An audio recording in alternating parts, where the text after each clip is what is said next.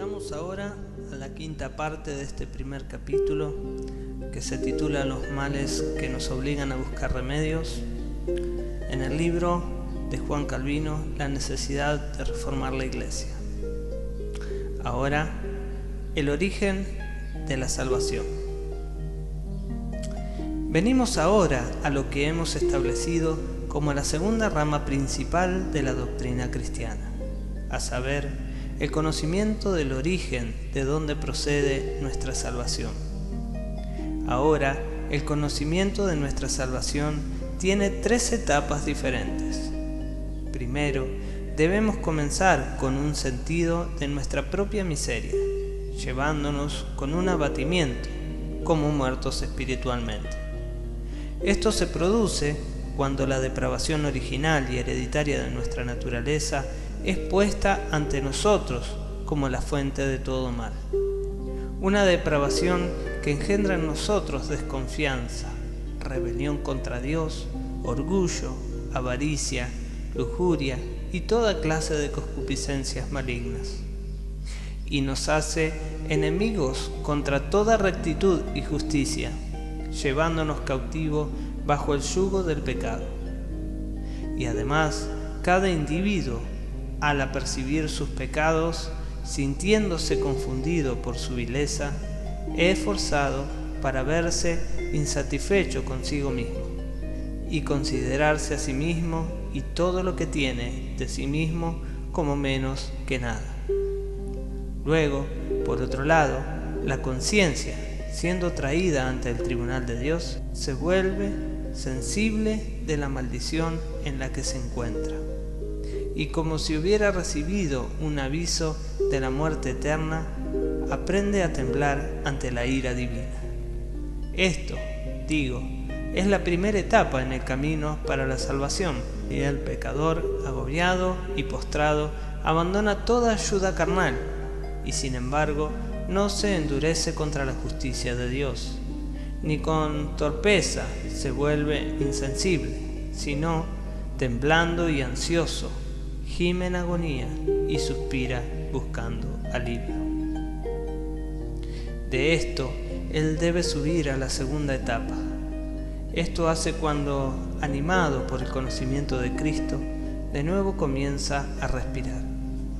Porque para uno humillado en la manera en la que hemos descrito, no le queda ningún otro camino más que volverse a Cristo, para que por su interposición él pueda ser librado de tal miseria.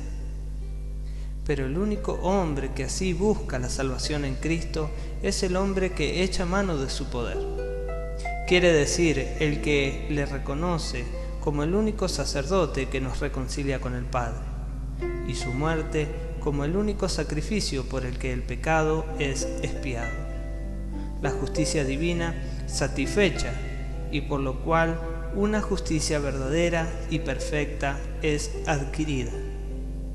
Es un hombre que no divide la obra de salvación entre sí mismo y Cristo, sino que reconoce que es por su pura gracia y mérito que él es justificado ante los ojos de Dios. De esta etapa también él debe subir a la tercera, cuando, instruido en la gracia de Cristo y en el fruto de su muerte y resurrección, descansa en él como una confianza firme y sólida, sintiéndose seguro que Cristo es tan completamente suyo que posee en él justicia y vida. Ahora, véase cuán tristemente esta doctrina ha sido pervertida. Sobre el tema del pecado original, preguntas enredadas se han levantado en las academias, que han hecho lo que han podido para descartar sin reflexión esta enfermedad fatal. Pues en sus discusiones la reducen a un simple exceso de apetito y lujuria. Pero de esa ceguera y vanidad del intelecto, de donde procede la incredulidad y la superstición, de esa perversión interna del alma, del orgullo, de la ambición, de la terquedad y de otras fuentes ocultas de maldad, ni una palabra dicen. Y los sermones no son mejores en lo mismo. Luego, en cuanto a la doctrina del libre albedrío, como era predicada antes que Lutero y otros reformadores aparecieran, ¿qué efecto podían tener si no llenar a los hombres con una opinión arrogante de su propia virtud, hinchándolos con vanidad y no dejando lugar a la gracia y a la ayuda del Espíritu Santo? Pero, ¿por qué nos detenemos en esto? No hay punto que no sea más debatido tan intensamente. Ninguno en que nuestros adversarios o sean más implacables en su opinión que el de la justificación, a saber, si la obtención por la fe o por las obras. De ninguna manera nos concederán rendirle a Cristo el honor de ser llamado nuestra justicia, a menos que las obras de ellos compartan al mismo tiempo los méritos. La disputa no es si las buenas obras deberían ser hechas por los fieles, y si ellos son aceptados por Dios y recompensados por Él, sino que si por su propio valor ellas, las obras, nos reconcilian con Dios, si adquirimos la vida eterna con su precio, si ellas son el pago que se hace a la justicia de Dios para quitar la culpa, y si se han de confiar en ellas como un fundamento de la salvación. Condenamos el error que impone a los hombres tener más en cuenta sus propias obras que a Cristo, como un medio para hacer a Dios propicio, para merecer su favor y para obtener la herencia de la vida eterna. En resumen, como un medio para llegar a ser justos ante sus ojos. Primero, ellos se enorgullecen a sí mismos con los méritos de sus obras, como si ligasen a Dios a ellos mismos. Tal orgullo como este, ¿qué es sino una embriaguez fatal del alma? Pues en lugar de Cristo, ellos se adoran a sí mismos y enseñan poseer vida mientras que están sumergidos en el abismo profundo de la muerte. Se puede decir que exagero en este punto, pero ningún hombre puede negar la doctrina trillada de las escuelas e iglesias, que afirman que es por obras que debemos merecer el favor de Dios, y por las obras debemos adquirir la vida eterna, que cualquier esperanza de salvación no apoyada en buenas obras es atrevida y presuntuosa, que somos reconciliados con Dios por la santificación de buenas obras y no por una remisión gratuita de pecados, que las buenas obras son meritorias de la salvación eterna, no porque ellas nos sean imputadas gratuitamente como justicia por los méritos de Cristo, sino por el pacto de la ley, y que los hombres, tan a menudo como ellos pierdan la gracia de Dios, son reconciliados con Él, no por un perdón libre,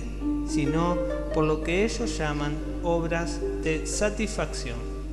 Estas obras, siendo suplementadas por los méritos de Cristo y de los mártires, a condición de que el pecador merezca ser ayudado. Es cierto que antes que Lutero llegase a ser conocido por el mundo, estos dogmas impíos causaban a todo el mundo. E incluso hoy en día no hay parte de nuestra doctrina que nuestros adversarios ataquen con mayor intensidad y obstinación.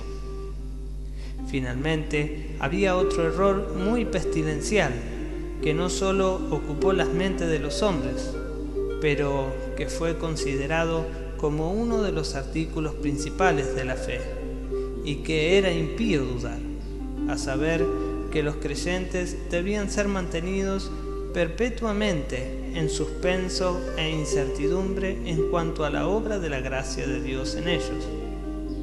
Por esta sugerencia del diablo, el poder de la fe fue extinguido completamente, los beneficios de la redención de Cristo extinguidos, y la salvación de los hombres destruida. Porque, como Pablo declara, esa fe solo es fe cristiana que inspira los corazones con confianza y que nos anima a presentarnos ante la presencia de Dios.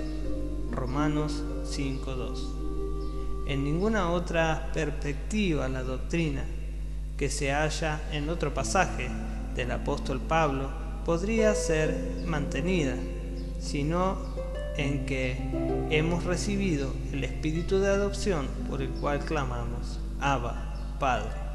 Romanos 8:15. Pero, ¿cuál es el resultado de esa incertidumbre que nuestros enemigos requieren de sus discípulos, sino aniquilar toda la confianza en las promesas de Dios? Pablo razona que, si los que son de la ley son los herederos, vana es la fe y anulada la promesa. Romanos 4:14. ¿Por qué es así? Simplemente porque la ley mantiene al hombre en dudas y no le permite albergar una confianza segura y firme. Pero ellos, por otro lado, sueñan de una fe que, excluyendo y alejando al hombre de esa confianza que Pablo requiere, lo arroja sobre opiniones probables para ser lanzado como una caña sacudida por el viento.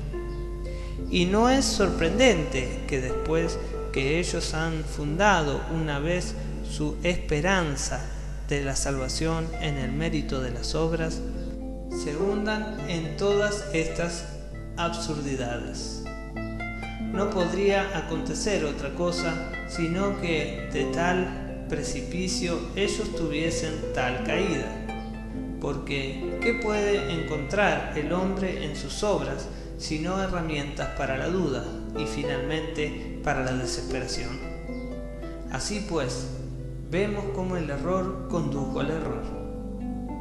Aquí, potentísimo emperador, y vosotros, ilustres príncipes, será necesario recordaros lo que observé anteriormente, a saber, que la seguridad de la Iglesia depende de esta doctrina, así como la vida humana depende del alma. Si la pureza de esta doctrina es en cualquier grado dañada, la Iglesia ha recibido una herida mortal.